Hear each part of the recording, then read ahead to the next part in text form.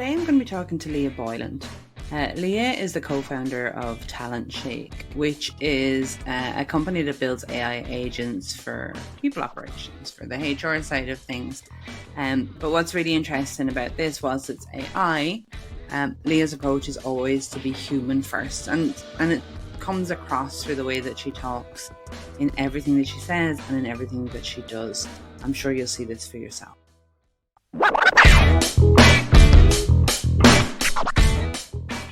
So Lia Boyland, since we met online, I use my inverted commas, so since I sought you out online and we have met in person since then, but we actually haven't had a chance to talk, which is kind of good because I'm going to talk about it all the stuff I want to talk about now.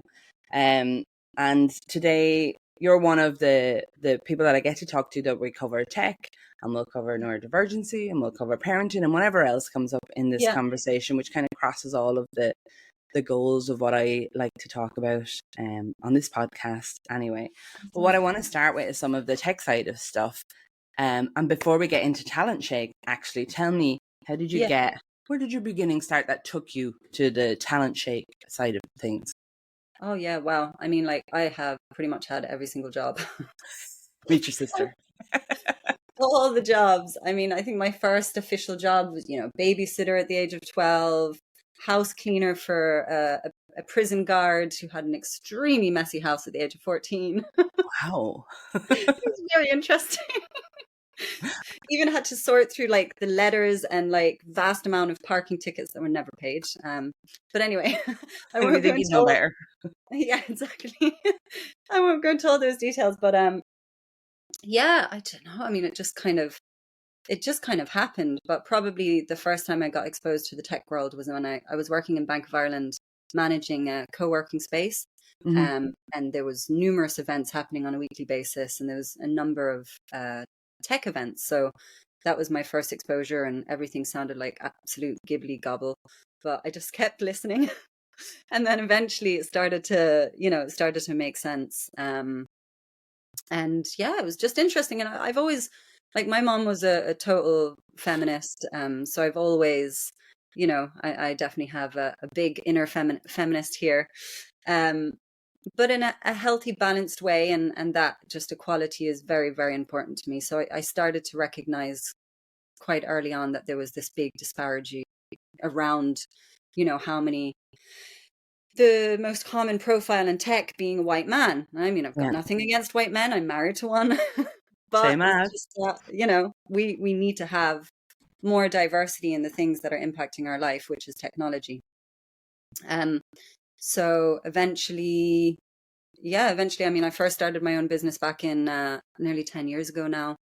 And then I decided that journey wasn't working anymore for me at that time. And then a couple of jobs later, after recruitment, and then going back into the startup journey again, actually met my husband on Tinder. And that was one of the reasons why we connected, was because we both had just started to finish our startup journeys, our tech startup journeys. And and then, kind of went from there. So we both knew we wanted to start something again at one point. But I guess sometimes you kind of need that push. And so he was made redundant in November 2022. I lost all my recruitment, HR, customers in January 2023 because of the mass layoffs that were happening. Of course, yeah. And then that's what really pushed us. We were like, well, do we want to go work for somebody else again? Hell no. We need to try and make this work, try and figure it out. So, I mean, here we are. It's nearly 2 years later. Like the first year was very much around R&D, having a baby. So, because you needed another challenge, needed another challenge, another startup. Just because, why not? So yeah, we've really been working on this since January of this year. But I think one of the things that pushes me every single day, and I don't even know I'm answering your question anymore. Oh, you're answering it, and many more. But this is the thought process I enjoy. Not even just answering the question, it's the thought process, because if you can directly answer my question, And that can be interesting. But sometimes it's when the things that are popping into your head as you go, tell me more about the experience of getting there, if that makes sense. Because those are things that are at the forefront of your mind when you start talking about the journey. So they're important. And were you not terrified? I got to ask that because people say to me a lot of late, they're like, so what are you going to, because I was made redundant recently. And I'm thinking about what to do next. And they're like, would you work for yourself? And I always get this feeling in the pit of my stomach. I'm like, but then the book stops with me. And that absolutely terrifies me. It's not that I couldn't do it or do well in it. It's the responsibility, I suppose, says she with 4 children. Like, what kind of responsibility is bigger than that? But did you feel the fear and face it anyway? Or were you confident from the off? One of the things that my mom gave me was this unwavering confidence, which is amazing. That's definitely there. Now, self-esteem and confidence, right? 2 different things. Mm-hmm. Self-esteem is definitely something I'm working on. And when you start a business, like, oh my God, you have absolutely no choice but to completely look at yourself because you are the business, right? Yeah. And so if you're not looking after your own mental health, your own emotional health, then things will just fall to the wayside. And that's one of the things that's really hard, but I really, really love it. And I do, like, even when we are absolutely broke, one of the things I prioritize is mental health. And I have my sessions with my counselor every two weeks. So that doesn't go anywhere. So on one hand, yes, am I terrified? But interestingly enough, I'm more terrified of being successful. Really? Why? Yeah. I don't know why. It's really, really strange. Like, you realize the only thing that's going to hold you back is yourself, because there's really, like, anything is possible. But as soon as you realize that, you're like, okay, wow, this is, that's the thing that you have to overcome, is that mental side of things. Is it a big responsibility? 100%. But for some reason, I don't know. I mean, maybe it's my upbringing and my husband as well. Like, we came from humble beginnings, where there were times where our parents did lose absolutely everything. And we were able to see that, what, actually, as long as everybody is healthy, you've got food, you've got a roof over your head, like, those are the most important things. So while it is terrifying, at the same time, we're so privileged where we are. And it's just constantly remembering those things. Now, would I tomorrow go and hire loads of people if I could? Probably not right away, no. Like, I would want to work on the foundations of that business for a long time, because that is a huge responsibility, taking on all of those people. So, it's being able to kind of recognize those 2 things. I'm willing to put myself on the line because I know I'll always figure it out. Yeah. But first I need to build some really strong foundations before I'm willing to put other people's lives on the line, if that makes sense. Yeah, I like that. It's a real human approach to it. I find myself saying things like that a lot, but the more people that I talk to, whether it's in the tech world or just in the world in general, the more far removed the human aspect is from a lot of things that people do. And I really think that the red tape between, or the ribbon, not red tape, the ribbon between you doing a really good job and, making good money and living a good life and just making a big difference and doing awesome things and living a fantastic life, is whether or not you continue to keep the human in, whether it's in here or in the business and everything you do, that you consider that along the way. Because so many businesses just, their souls go to die when they think only about the monetary aspects or only about the technical aspects. And it happens all the time, which is why I find myself saying all the time, where's the human aspect of this? Because people connect with people. So I love, that's really human, that thought process and that approach. And I think clients surely feel that, and people will warm to that. And then Talent Shake is using AI technology, right? Yeah. So what is it doing? How is it using it?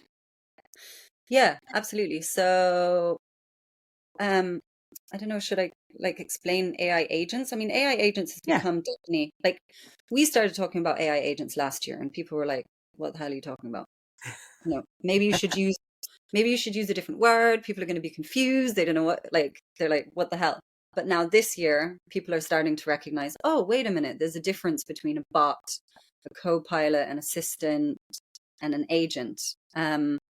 So maybe just for people listening, I'll just what's the difference? So like your bot is going to be answering your FAQs on your website, for example. Yeah. And then in between, you can have your co-pilot, could be something like Google Maps, that's helping you with one particular task, how to get from A to B. Whereas your agent is all the way on the other side of the spectrum and can conduct more complex tasks for you. Yeah. And in between can do some stuff by itself as well, Cool. in order to be able to get to the end result. So the big vision is to build a suite of AI agents to automate within HR. But to begin with, we're just focusing on 3 AI agents, and we've given them all names just to have a little bit of fun and to be Of able course. to Humanize differentiate them. Yeah, it. exactly. Instead of AI agent 1, 2, 3. But yeah, so far we've got for learning and development, Helen D. Helen D can answer questions on vast amounts of training material. Then we have Harry. Harry is your HR that answers the common HR queries. And then the last one that we're not ready yet is called Tina, and Tina is for TNAs, which is to conduct a training needs analysis. But I'll just focus on Helen D because this is the first one that's going to be ready for testing and to go to the market. So say, for example, you've just went through some training within your team, and now you're ready to, put some of that training into action when you're on the job. You're in the job and you're like, oh, sugar, what was that again? That I learned during that training last week that I want to apply now on the job. So you go and you go and start chatting with Helen D. And you're like, hey, Helen D, what do I do here in this situation?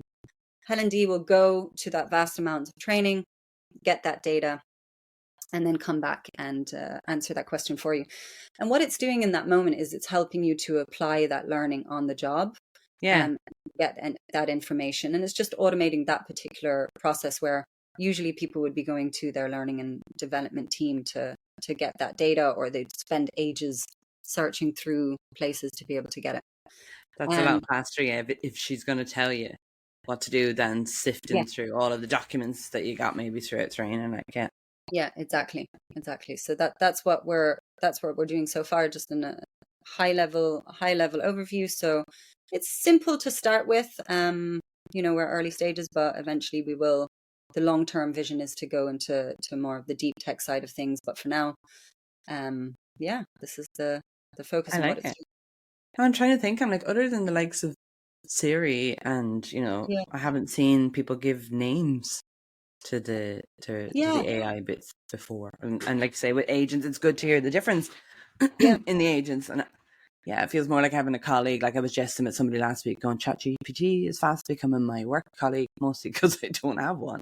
But also I find myself saying please and thank you and asking ChatGPT's opinion on a lot of things. As opposed to right answers, just like, what do you think of this? Totally. I do that all the time, like for a huge variety of things, be it from work to personal to just curiosity. And the opinion's no righter or wronger than if you were talking to Joe Bloggs at the other side of the table. Like, it's still just an opinion, and I think it helps you think more broadly when you've got somebody or something to interact with like that. I love that they've got names. Totally. When you were developing it then, like, what were the biggest challenges that you were finding, and what did you do to get around them or over them as such?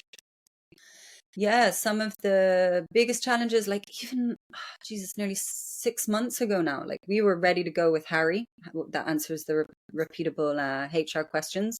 Mm-hmm. We had like a number of customers lined up to start doing trial programs within their organization. And then just before we get ready to go, like all of them pull out of the process because there was a huge amount of fear. Now, not everyone was totally upfront around what the fears were. My assumption is most of them came back with security. We want you to be ISO certified, which is nearly impossible when you're an early stage startup. Because it's a big old booklet of rules, huge. And, they're going to be combing through your code, which is totally going to change by the time, like this is just MVP first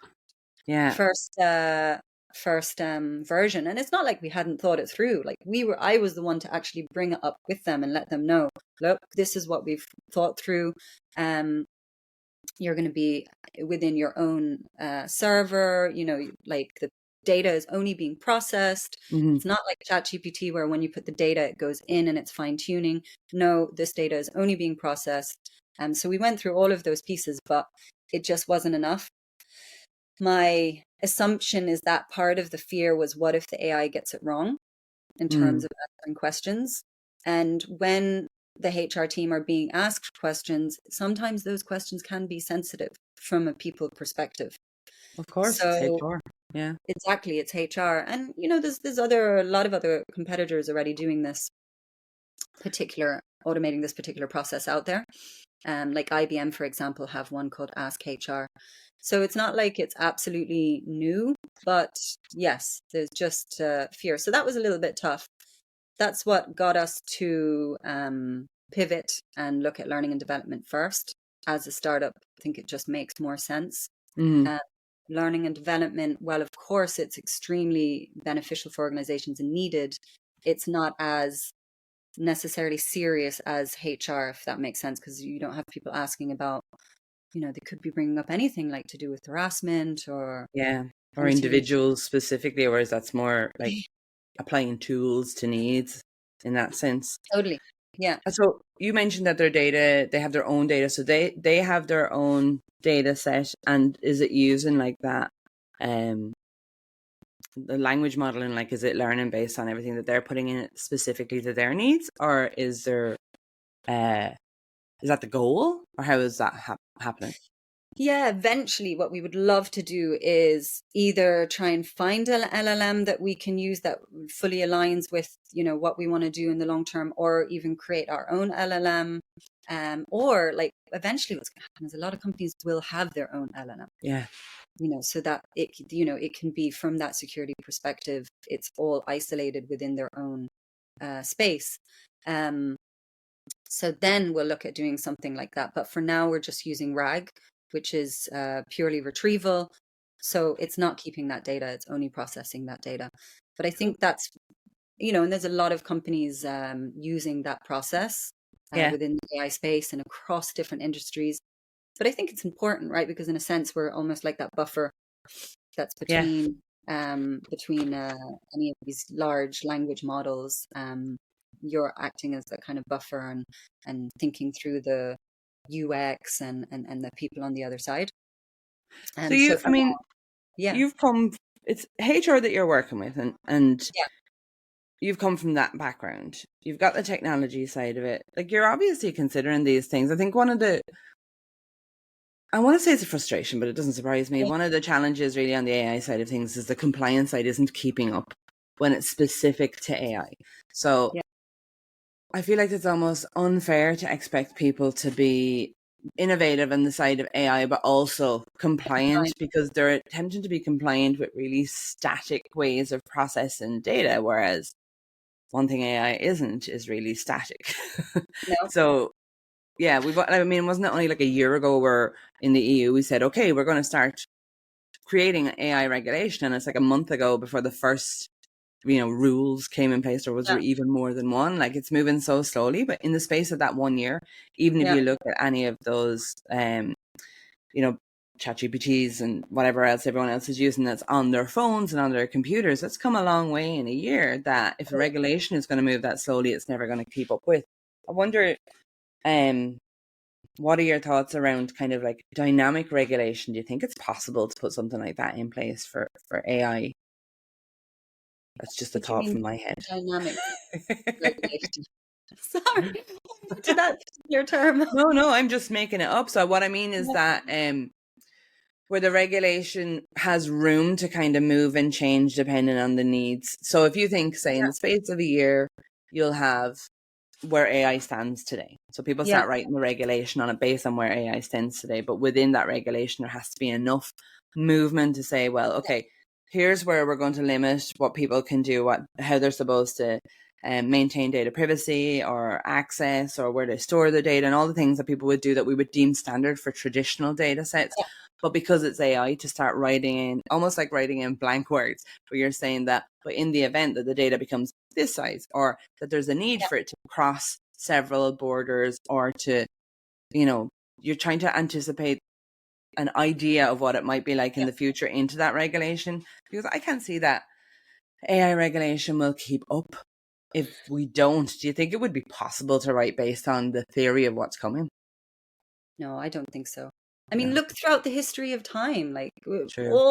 all over the place, we have technology that's far, far ahead of where the laws are today. And there's all kinds of crazy stuff happening that shouldn't be happening.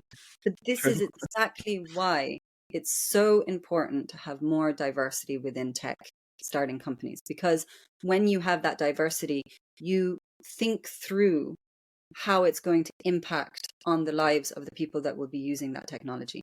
Yes.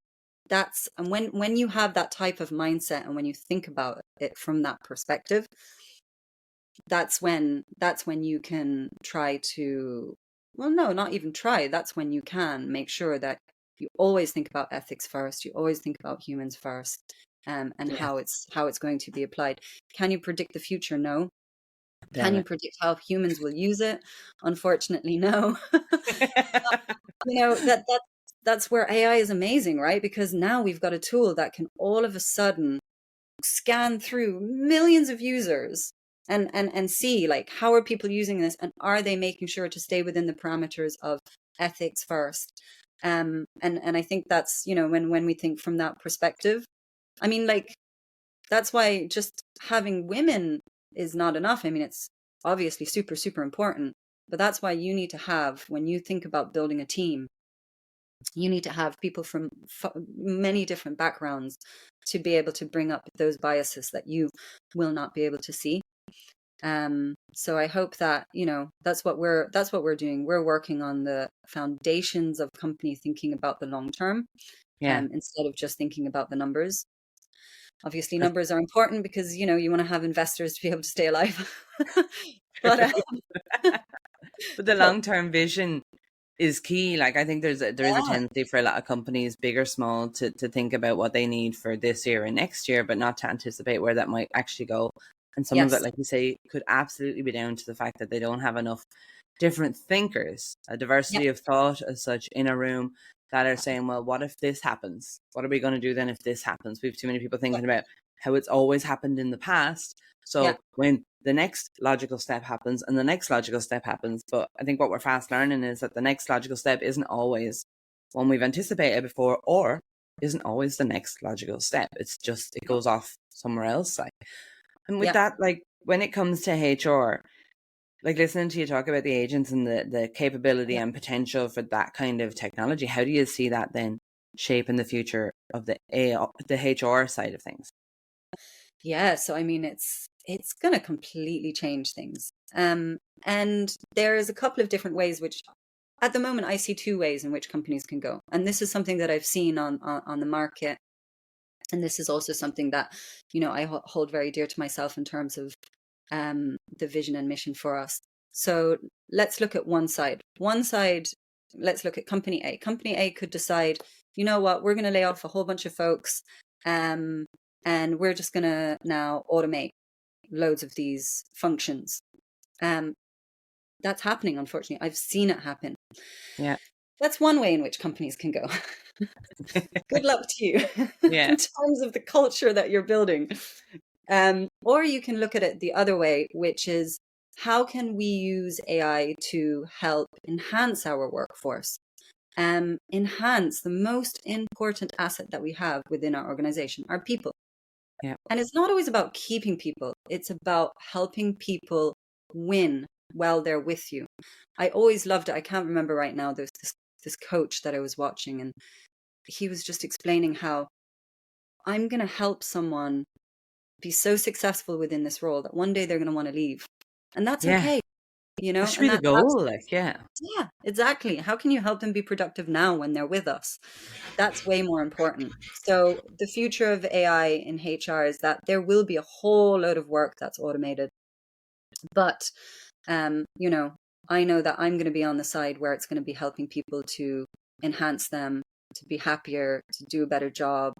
Because, like, unfortunately, when you look at the statistics, and I know because I've experienced it myself, HR is up there with operations in terms of doing most of the grunt work within an organization. Up to 40% of their work can be admin work, which does have a direct impact on how strategic you get to be, on how innovative you get to be within your role, and how quickly you get to progress within an organization, or how quickly you get to go to burnout. And I know because I've been there a few times. And then you look at another interesting statistic, which is that up to about 75% of people in HR on a global level are women, or people with a diverse background. So when you think about it from that perspective, they're getting all the crap work. Yes. And they're not getting to progress and innovate and be strategic. So I really think we have an amazing opportunity here in order to use AI to help the underdogs within the organization be more strategic and focus more on humans. Right? Yeah, absolutely. Imagine the potential when you take away, like you say, the grunt work, the stuff that's eaten into the time. Like I've often seen when, especially at a time like when there's layoffs or huge growth, and HR are absolutely like just spinning because they're trying to keep on top of all of these things. If a lot of that can be automated either side, like you say, if you're talking about upskilling and enablement and all that kind of stuff, and then HR can focus on the people and how better to retain them and how better to, make them better. And that all of that, when people feel content in a company and feel like they're growing and feel respected, then the company's only going to soar because everybody's happy and they're staying there. Like, it seems such a no-brainer when you say it out loud, like, but yet we're not seeing it. No, we're not. No. And when you look at organizations that have higher levels of diversity in terms of the C-level team, the numbers are always better. It just is better. And I know from my own experiences, even managers I've had that are women, their bosses ahead of them were coming to them, giving them all this crap work. And they're staying late in the office doing this crap work. And I'm like, how are you ever going to be able to, because they can't say no. And it's just like, so this is why I'm really passionate about it. And this is why I think the future of AI, we have a huge potential to be able to, to uplift people from that perspective.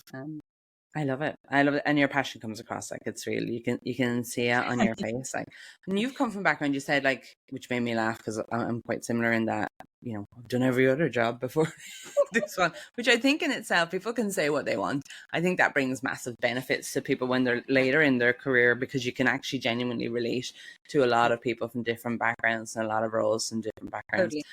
When you chose to go into the tech side of it and pivot, as we like to say, like, was it difficult? Did you face roadblocks along the way?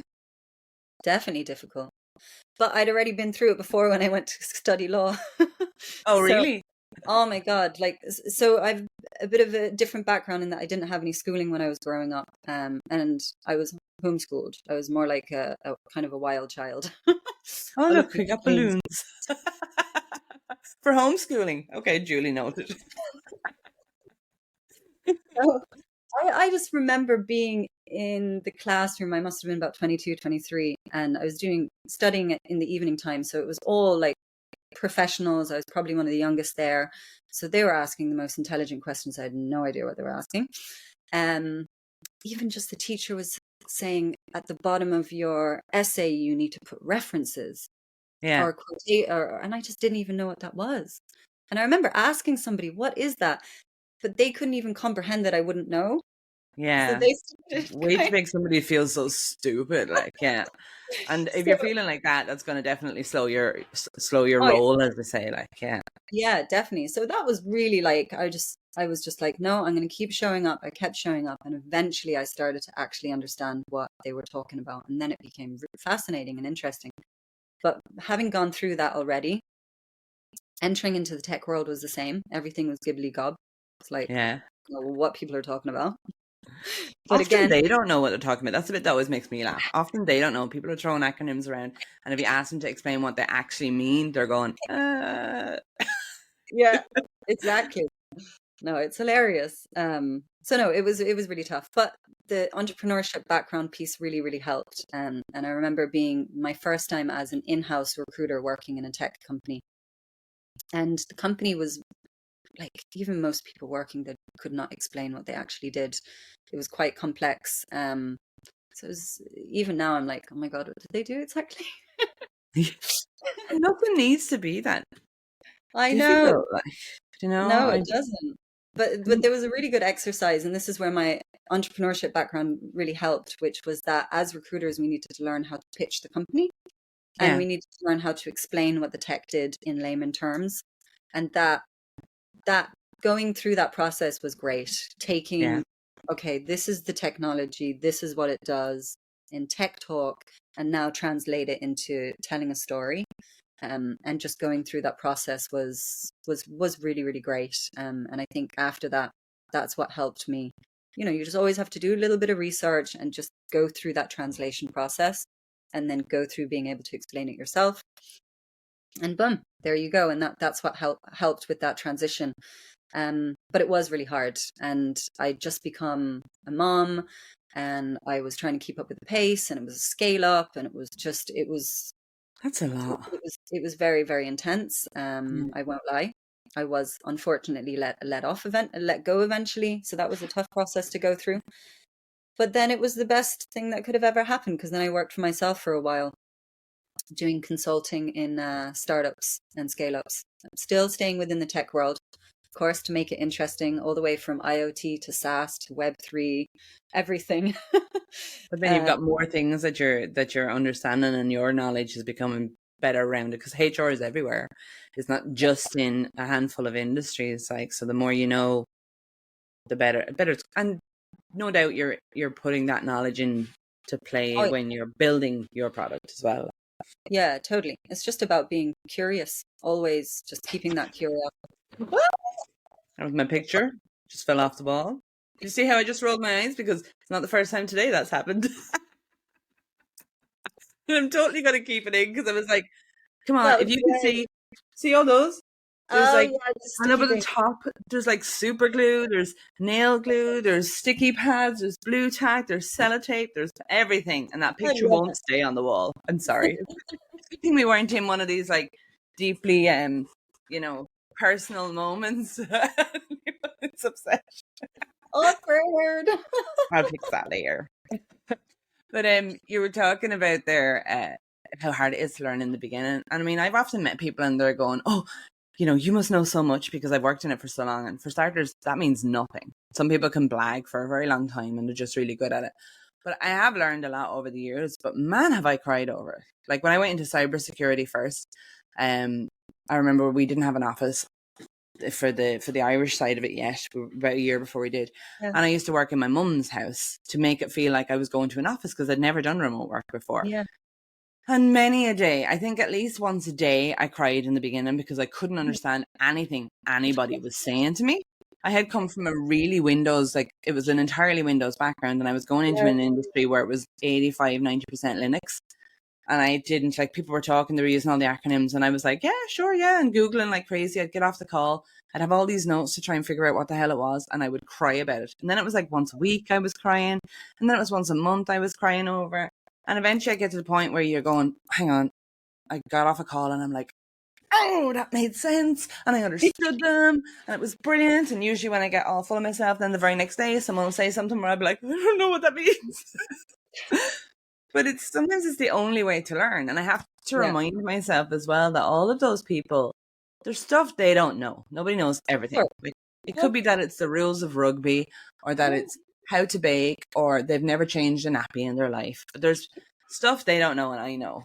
Yeah. So, and I can do this. I've learned all of the hard stuff once. And, you know, when you know you've done it once, even if it's, you know, not tech related, then you know you can do it again. It's just getting through it. Like, man, I must have like shed an ocean of tears over it. And I wouldn't tell anyone, because I damned if I wanted them to think I didn't know. I know exactly what's going on. I did not want anybody to know. Like, so doing everything that you've done then with Talent Shake so far, then what's been the most rewarding moment? The best part? Oh, so many. So many. Really? I mean, like, we've got a nice big team of advisors now. We've got seven people that have jumped on board. That's been super exciting. Every time someone has, you know, jumped on board and they're willing to yeah, just to come as part of that journey, you know. It's like I think it's huge validation. Each one of them has fantastic background and helping us with a variety of different areas. From like we have one lady, Joni, who started working in the implementation of AI and HR nearly 10 years ago, which is Yeah. just Wow. fantastic to get those insights, right? I mean, it's been around a long time. It's just the big Yeah. hype is only the last couple of years. Of course. All the way from, you know, marketing, sales, entrepreneurs. Latest person we've just had join us, Gary, he's got 20 years experience consulting within the call center space, so he's coming on board as a partner to help us get into that I love it. market, you know, as strategic advice as well, It's like which the is really biggest compliment, like, isn't it? Because it's not just, I mean, you can be making the most sensational, fantastic product in the world, but at the end of the day, if they think you're an asshole, they're not going to get behind you. So it has to be not just that the tech is fantastic, but they have to feel a passion towards what you're trying to achieve as a human as well. Like, and that's really the ultimate, like, compliment, isn't it? huge compliment, huge Right. compliment. You know that they're giving their time and their wisdom, and yeah, just coming on board for that journey. But the other highlights has been getting our first angel investor. Was just like, wow, Yay. at a time when we were really like, crap, we don't know how we're going to survive. You know, one of the things that's not really talked about very often in Ireland is that there's really crap supports for when you're self-employed. Oh my God, I was literally just thinking that. I was going to say it when you finished your sentence. Like, It's you're not, worse. that's what's most terrifying. I think it's like you can put yourself out there and fail, but if there's a safety net to catch you, like, it's a Oh, lot easier. And I think we'd be so much more creative and have so many more ideas and so many more new businesses, and we would be absolutely showing everybody what we're made of in Ireland if there was some support system there. But I've only learned over throughout COVID from friends that were self-employed, and it was different during COVID because there was some supports given to yeah. people. But exactly, like, you know, there's nothing, a big vast nothingness if you screw up, like, and I think that's part of the fear factor, like, for me. And how do you do that? Like, do you just pretend? Like, how? 'Cause other No, companies, like in the UK, you can do it and it can fail and you can pick yourself up and do it again next year, kind of thing. Like, it's like you get, as if it's not enough if something goes wrong, you get kicked in the backside for it then as well for a longer period of time over here. I personally just don't think it's very supportive of people who work for no. themselves. But then you actually do it. I don't. So maybe you don't feel that way. There's not much of a buffer. I mean, when it came to the social system, we just totally gave up on that. We were like, Yeah. no, it's plus it was just so depressing and making you like go to the office nonstop and just have to beg Yeah. constantly, and you're being told the same thing. Depends who you're in front of. Now I get it. Like their job sucks as well. I mean, I studied about this when I was doing my law degree. But yeah, we gave up on that system. But there are other fantastic supports like the local enterprise office that literally saved us.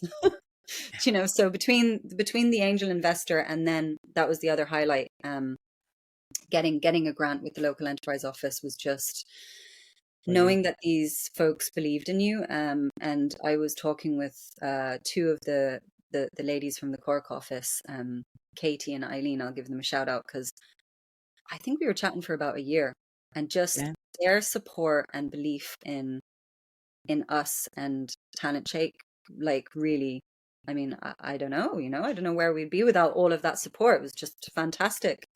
I love Um, it. a huge help. So yeah, I think those have been some of the biggest highlights. And then just talking to our customers, you know, conducting customer discovery and doing that research and getting them to test the tool. It's just really exciting.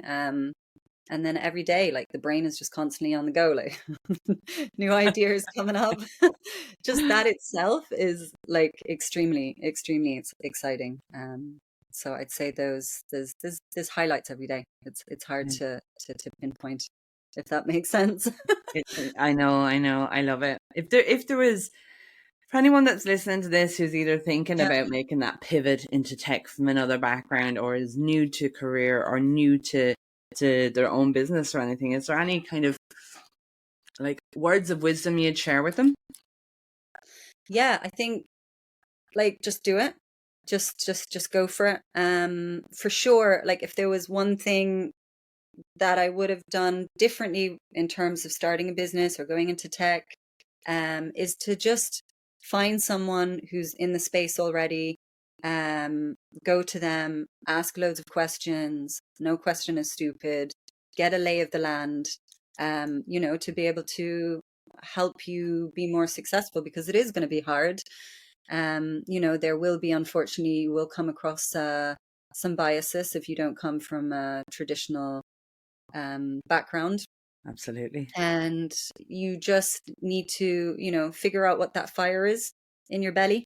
So that when it is hard, that will keep you going. You'll be like, no, I don't care. I'm going to keep going. A lot to be said for the power of passion, isn't there? Yeah. Oh yeah. Totally.